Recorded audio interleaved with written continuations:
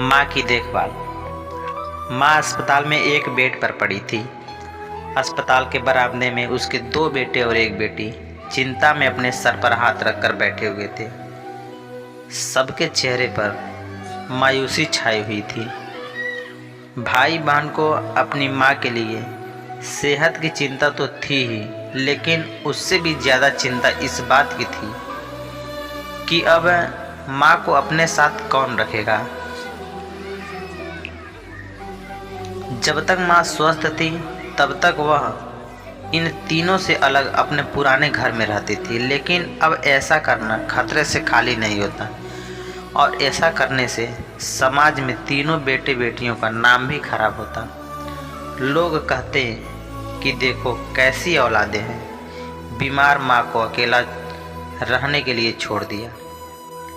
1 घंटे से बिना कोई बातचीत किए वह तीनों अपने अपने विचारों में खोए हुए थे। फिर बहन ने चुप्पी तोड़ते हुए अपने बड़े भाई की तरफ देखते हुए कहा, भैया आप बड़े हैं, इसीलिए आपका सबसे पहले कर्तव्य बनता है कि माँ को ज़रूरत के समय आप रखें और उनकी अच्छे से देखभाल करें। छोटी बहन की बात सुनकर बड़े भाई ने पहले अपनी पत्नी की ओर देखा और फिर बोला, मैं इस बात से बिल्कुल इनकार नहीं करता कि बड़े होने के नाते मेरा माँ की देखभाल करने का कर्तव्य है, लेकिन तुम तो जानती ही हो कि मैं और तुम्हारी भाभी दोनों ही जॉब करते हैं।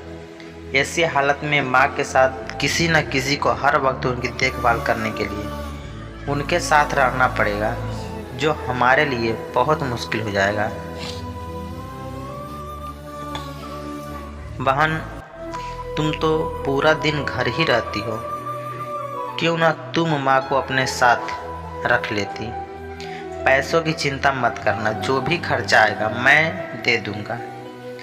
बहन बड़े भाई की बात सुनकर बोली, सुशील भैया आप तो जानते ही हैं मैं माँ से कितना प्यार करती हूँ, लेकिन आप यह भी जानते हैं कि मेरे ससुराल वाले कैसे हैं। मैं यह बिल्कुल बर्दाश्त नहीं कर पाऊंगी कि कोई मेरी माँ और मेरे भाइयों को भला बुरा कहे। इसीलिए अच्छा है यही होगा कि माँ को अनिल भाई के यहाँ रख जाए।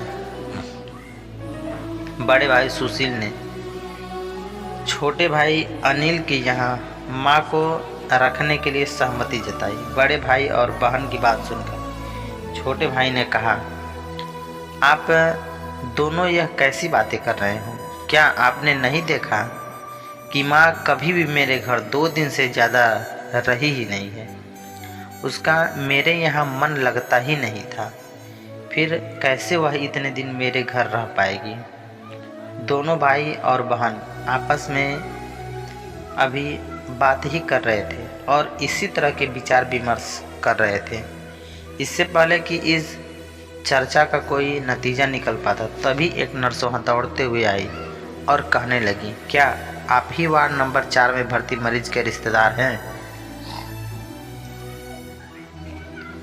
जल्दी चलिए, आपको डॉक्टर साहब अंदर बुला रहे हैं। नर्स की बात सुनकर सभी लोग घबरा गए और दौड़ते हुए डॉक्टर के पास पहुँचे। डॉक्टर ने उनके सामने हाथ जोड़ते हुए कहा, आई एम सॉरी, मैं आपकी माता जी को नहीं बचा पाया। डॉक्टर की इस खबर ने सबके चेहरे पर झूठी मूठी दुख की परत तो चढ़ा दी थी, लेकिन सभी के दिल के किसी कोने में इस बात की खुशी भी छुपी हुई थी कि अब उन्हें माँ को संभालना नहीं पड़ेगा और अब हमें माँ की वजह से परेशान भी नहीं होना पड़ेगा। दोस्तों, छोटी सी यह इमोशनल कहानी हमारे इस समय के समाज का सत्य है। यहाँ लोग ऊपर से जो दिखाते हैं वह अंदर से होते नहीं। जो माँ अपने 4 बच्चों को बिना किसी शिकायत के बड़ी आसानी से संभाल पाते हैं, आगे चलकर ज़रूरत पड़ने पर यही 4 बच्चे मिलकर भी उन माँ बाप को नहीं संभाल पाते या संभालना नहीं चाहते।